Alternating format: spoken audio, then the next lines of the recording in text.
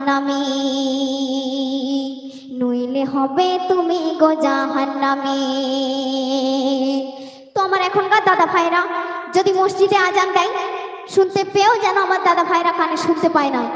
যদি নামাজ পড়তে যেতে হয় তার জন্য কোথায় চায়ের দোকানে কোথায় ঘরের পিছনে গিয়ে লুকোবে আর পাবজি আর ফ্রি ফায়ারে মেতে থাকে।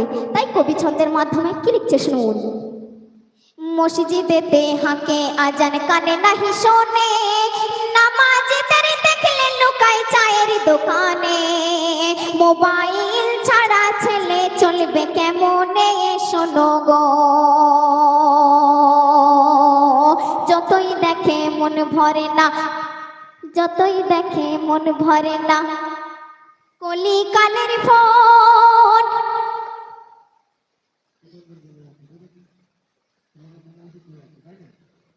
তো একটু আগে